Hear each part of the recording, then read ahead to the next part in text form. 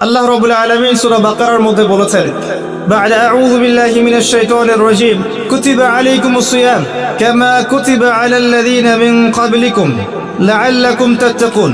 আল্লাহ রাব্বুল আলামিন বলছেন, কুতিবা আলাইকুমুস সিয়াম, তোমাদের প্রতি সিয়ামকে ফরজ করা হয়েছে। সিয়াম মানে রোজাকে ফরজ করা হয়েছে রমাদান মাসে। কামা কুতিবা আলাল লাযীনা মিন ক্বাবলিকুম, ঠিক যেভাবে তোমাদের পূর্ববর্তীদের উপরেও সওম বা রোজাকে ফরজ করা হয়েছিল। অর্থাৎ বিগত উম্মাহ যারা ছিলেন, এর আগে যত উম্মাহ চলে গেছে, তাদের উপরও এই সওমটা ফরজ ছিল। উদ্দেশ্য আল্লাহ পাক শেষ অংশে বলেছেন, লাআল্লাকুম তাত্তাকুন, ফরজ করা হয়েছে এই কারণে সওমকে, যাতে করে তোমরা তাকওয়া অবলম্বন করতে পারো, মুত্তাকি হতে পারো। এই তাকওয়া শব্দটা কিন্তু সূরা বাকারার প্রথম দিকেও আছে। আল্লাহ পাক বলেছেন, আলিফ লাম মিম যালিকাল কিতাব লা রাইবা ফি। আলিফ লাম মিম, এটা এমন একটা কিতাব যে কিতাব নিয়ে কোনো সন্দেহ নাই। হুদাল লিল মুত্তাকিন, এই কিতাব কাদের জন্য? হেদায়েত মুত্তাকিদের জন্য। মুত্তাকি কারা? আল্লাহ পাক তার পরের আয়াতে বলছেন, আল্লাযীনা ইউমিনুনা বিল গায়ব, যারা অদৃশ্যে বিশ্বাস করে। অদৃশ্যে বিশ্বাস মানে ঈমানের 6টা পিলার, সবগুলোই গায়েব। আমানতু বিল্লাহ, আল্লাহকে দেখা যায়, গায়েব। ওয়া মালাইকাতিহি, দেখা যায়, মালাইকা গায়েব। ওয়া কুতুবিহি, আগের আসমানি কিতাবগুলো দেখেছেন? দেখেন নাই, গায়েবে বিশ্বাস। ওয়া রুসুলিহি, নবী রাসূলদেরকে দেখেছেন? অদৃশ্য বিশ্বাস। ওয়াল ইয়াউমিল আখির, পরকালের জীবনকে দেখেছেন? অদৃশ্য বিশ্বাস। ওয়াল কদরি খায়রিহি ওয়া শাররিহি, তাকদীর বা ভাগ্যের ভালো মন্দ, এটা কি দেখা যায়? তাহলে ঈমানের এই যে 6টা পিলার, সব কি অদৃশ্য নয়? হুদাল লিল মুত্তাকিন আল্লাযীনা ইউমিনুনা বিল গায়ব, যারা এই অদৃশ্যে বিশ্বাস করে, মনে বিশ্বাস করে, মুখে স্বীকার করে এবং কাজে বাস্তবায়ন করে। আল্লাযীনা ইউমিনুনা বিল গায়বি ওয়া ইউকিমুনাস সালাহ ওয়া মিম্মা রাযাকনাহুম ইউনফিকুন। আল্লাহ পাক সিয়ামকে ফরজ করেছেন মুত্তাকি হওয়ার জন্য।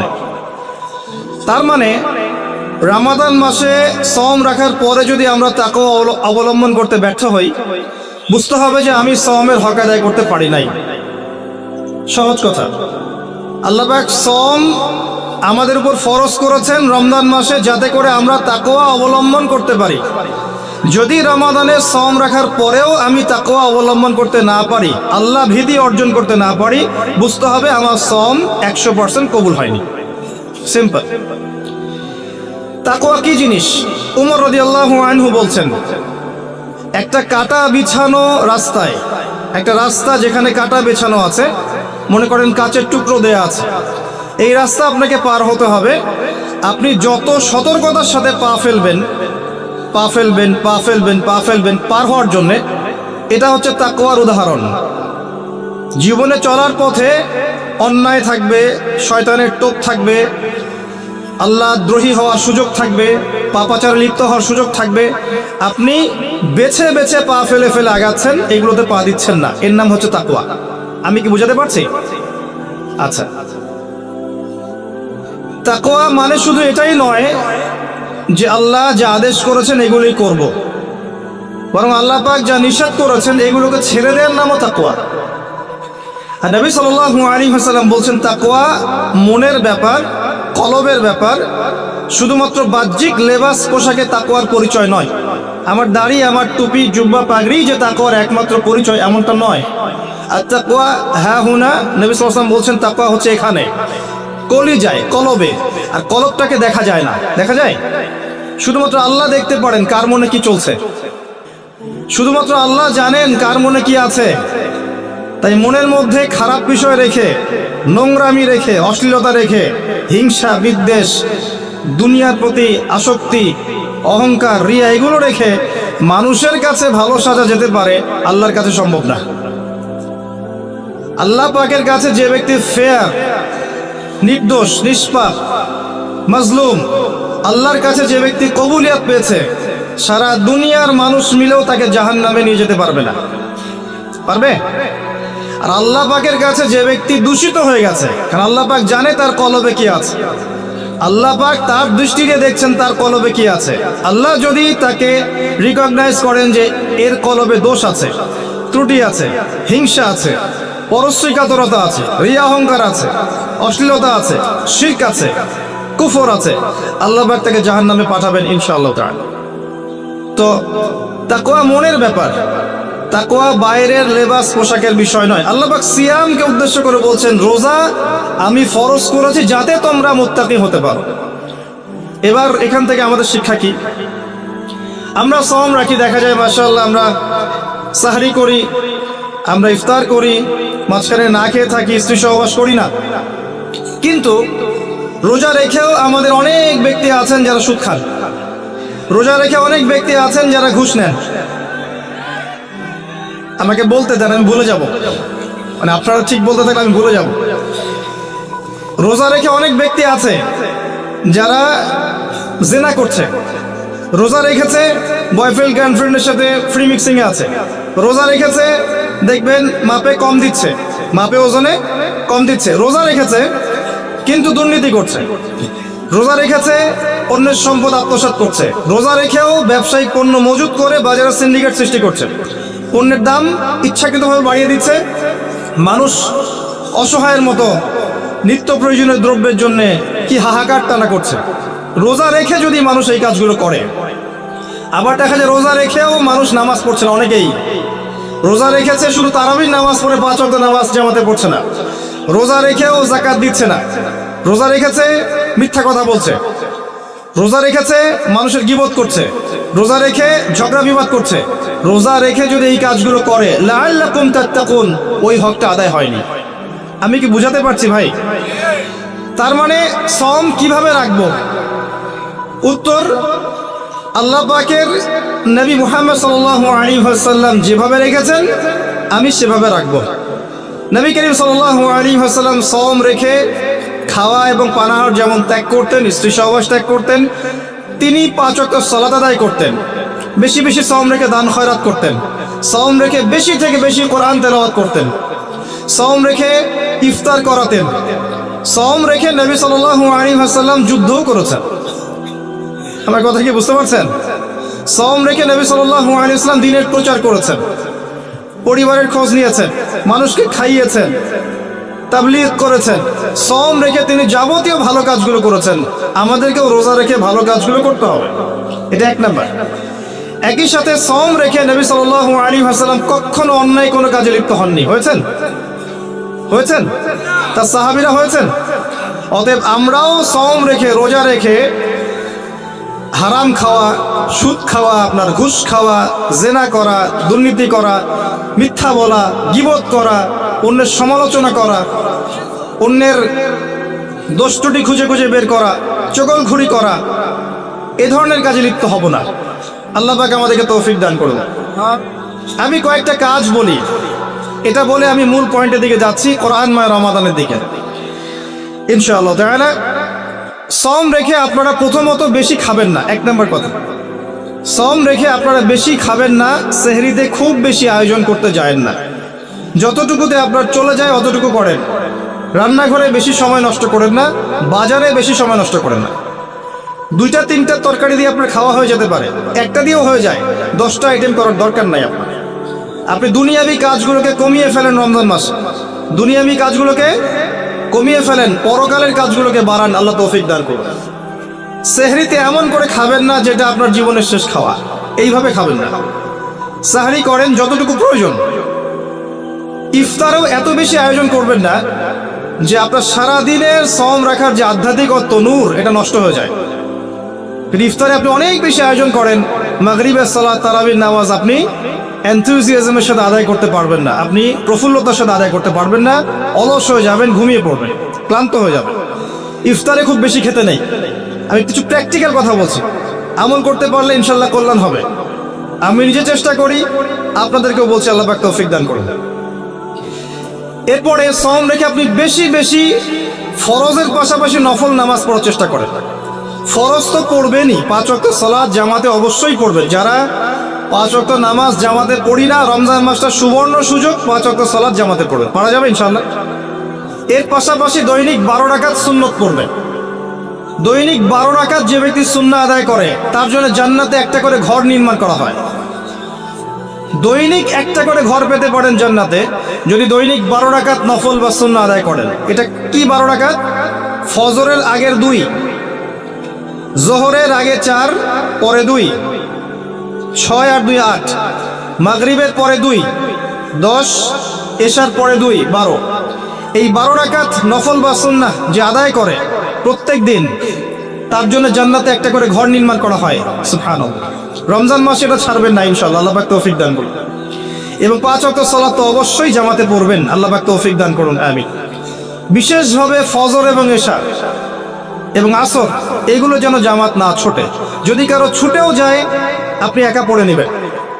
যদি ঘুমিয়ে থাকেন ঘুম থেকে উঠলেই পড়ে নেবেন। যদি ভুলে যান স্মরণ হলেই পড়ে নেবেন। যদি আপনি মুসাফির হন কসর করে নেবেন। নামাজ ছাড়া যাবে না। এমন একটা জায়গা আপনি আছেন যেখানে আপনার কোনো কাপড়ই নাই, মনে করেন আপনার কোনো পবিত্র কাপড়ই নাই, এমন একটা জায়গা আপনি আছেন, কোনো কাপড় নাই, অজুর পানিও নাই, আপনার তায়াম্মুমের মাটিও নাই। আপনি কি করবেন? নামাজ পড়বেন না? কি করবেন? নামাজ আছে আপনার উপর ফরজ। আপনাকে এমন জায়গায় রাখা হয়েছে আপনি অজুও করতে পারছেন না, তায়াম্মুমও করতে পারছেন না, কোনো সুযোগ নাই, এবং আপনার কাপড়ও নাপাক হয়ে গেছে। আপনি কি করবেন? নামাজ ছেড়ে দিবেন? নামাজ ছেড়ে দিবেন? ছাড়বেন না। নামাজের কোনো মাফ নাই, নামাজের কোনো মাফ নাই। আর নামাজ বলতে আমি বর্তমান সময়ের চলমান 3G 4G নামাজকে বোঝাচ্ছি না।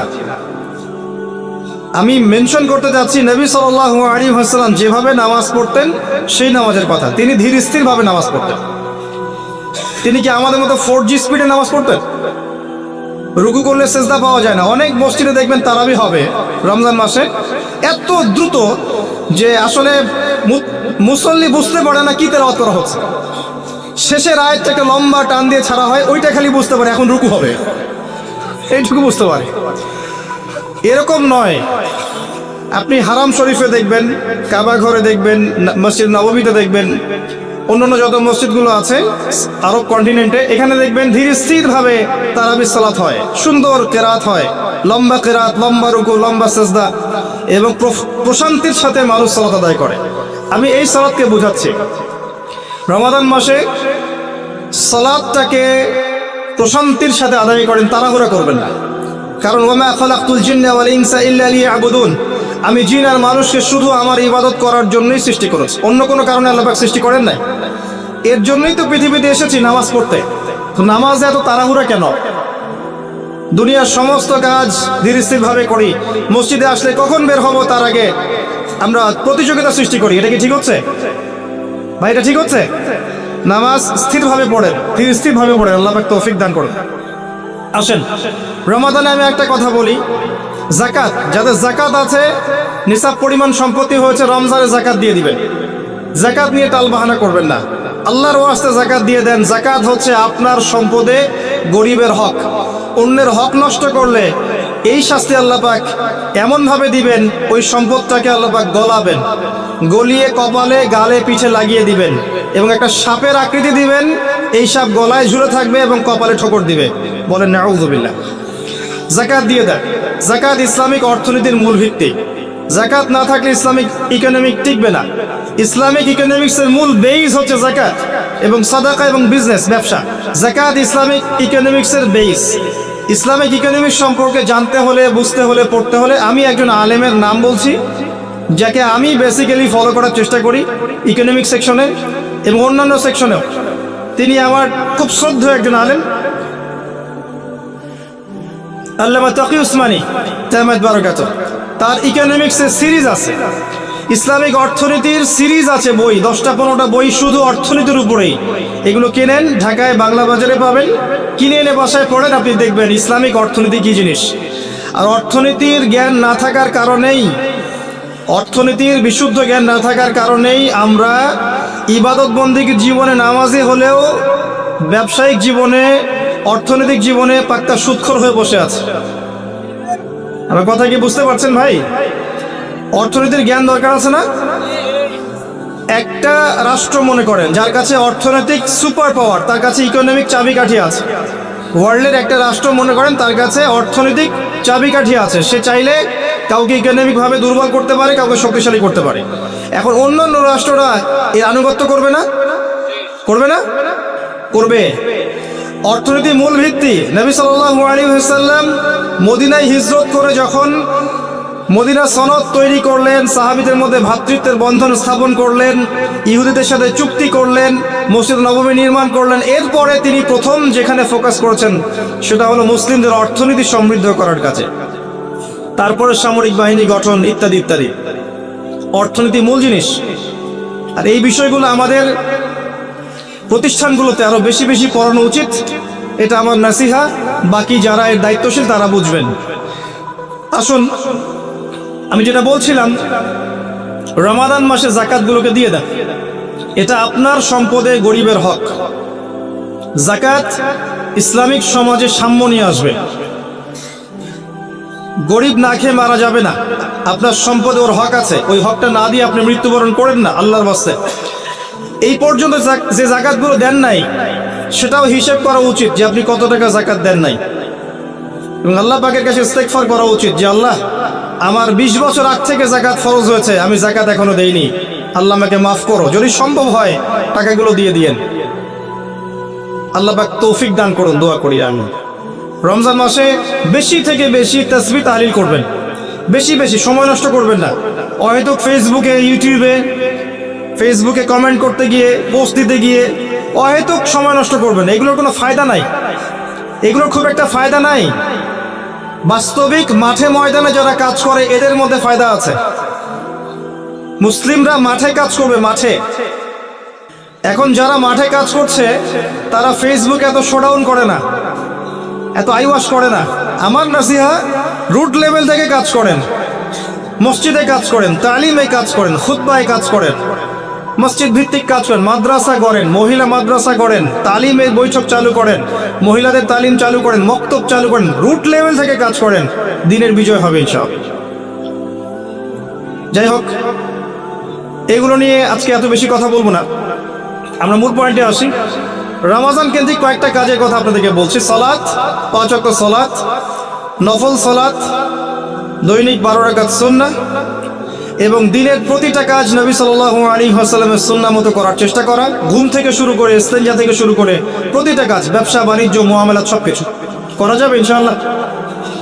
পাশাপাশি আল্লাহ পাকের জিকির বেশি বেশি করে করেন, বেশি থেকে বেশি আল্লাহর জিকির করেন, ইলম অর্জন করেন, আলেম ওলামার কাছে যান, যদি কোনো বিষয় না বোঝেন তাদেরকে জিজ্ঞাসা করেন, মক্তবে যান, মাদ্রাসায় যান, বাচ্চাদেরকে মক্তবে পাঠান, রমজান মাসটাকে এনজয় করেন, যাকাতগুলো দিয়ে দেন, বেশি বেশি দান সাদাকা করেন রমজান মাসে, বেশি থেকে বেশি মানুষকে ইফতার করানোর চেষ্টা করেন, বেশি থেকে বেশি মানুষকে ইফতার করানোর চেষ্টা করেন। অসহায় যারা আছে, এতিম, মিসকিন, বিধবা, যাদের ঘরে বাজারের টাকা পয়সা নাই, সামাজিকভাবে, ব্যক্তিগতভাবে, অনলাইনের মাধ্যমে, অফলাইনের মাধ্যমে, রাষ্ট্রীয়ভাবে, যেভাবে হোক তাদের ঘরে ঘরে ইফতারের প্যাকেজ পৌঁছে দেন, ঈদের খুশি পৌঁছে দেন, ঈদের সময়টুকু পৌঁছে দেন। ইনশাআল্লাহ তাআলা দেখবেন আল্লাহ পাক আপনার রিজিকে বারাকা দিবে ইনশাআল্লাহ। এই কাজগুলো করলে পরে একটা ভ্রাতৃত্বের বন্ধন আসবে।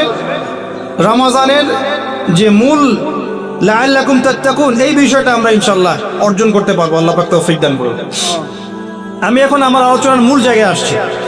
এতক্ষণ যেগুলো বললাম শুধু রমজান কেন্দ্রিক কথা বললাম, যাতে আপনারা রমজান মাসে টার্গেট করতে পারেন এই কাজগুলো করব। আর যারা তালেবে ইলম আছেন, রমজান একটা টার্গেট করবেন পড়াশোনা করা। কিভাবে পড়বেন? আপনাকে বেসিক থেকে স্টার্ট করতে হবে। হুট করে একটা বই হাতে নিলেন ইসলামিক অর্থনীতির, কালকে একটা বই হাতে নিলেন ইসলামিক রাজনীতি, কালকে একটা বই হাতে নিলেন সহিহ বুখারী, পরশু একটা নিলেন কোরআনের তাফসীর। বিক্ষিপ্ত পড়াশোনা নয়। এই পড়াশোনাগুলো আপনাকে কনস্ট্রাকটিভ জ্ঞান দিবেন, আপনার মাথাটাকে বিক্ষিপ্ত করে ফেলবে। আমি হয়তো বুঝাতে পারছি না। যদি কেউ তওবা করে ইসলামের দিকে আসে এবং চিন্তা করে আমি এখন পড়াশোনা করব, জ্ঞান অর্জন করব, আমল করব, দিনের জন্য কিছু করব, তখন তাকে একটা বেসিক থেকে পড়াশোনা স্টার্ট করতে হবে। এই বেসিক থেকে স্টার্ট করতে পারে সবচেয়ে ভালো মাদ্রাসার বাচ্চারা, মাদ্রাসার সাথে সম্পৃক্ত যারা, তারা সৌভাগ্যবান। আমরা দোয়া করি আল্লাহ পাক তাদেরকে আরো বারাকা দান করুন।